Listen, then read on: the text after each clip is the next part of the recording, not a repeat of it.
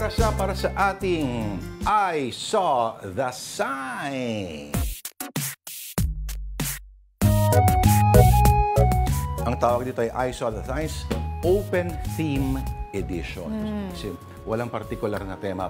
Okay, like ito, ang tanong, robbery proof nga ba ang bahay na ito? Okay, sa sobrang taas ay wala nang bunanakaw ng mga kaakyat. Yung gate.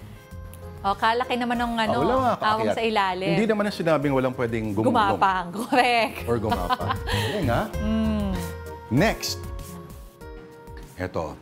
From our avid viewer, si Jessie Ilagan. Sabongero, pero hindi babaero. Ako, Wow, ha? ano ang pipiliin mo? Oo. So, yung hindi babaero, so, isang manok lang ang kanyang tinutuka. Okay. Buti nga, tuka lang ang reference ko eh. Pwede pa akong gumamit ng iba, pero wag na. Wag na. Sa safe lang tayo. Ito. And this has shoppers wondering, bakit ganito ang freebie? Bakit? Modest. Magic sarap. Seryoso ba yan?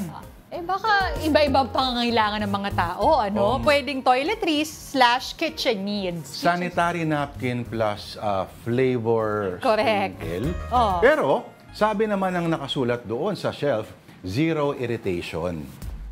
Ay.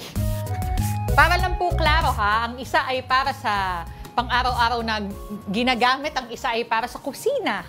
Ha? Dapat ata kasama yung yung reminder doon. Okay, pag meron po kayo nakita mga Gusto ko signs sabihin, pero baka mga mawala tayo memes, ng trabaho. Huwag po natin sasabihin yan, pero isend nyo na po sa amin sa Afternoon Delight, on@gmail.com at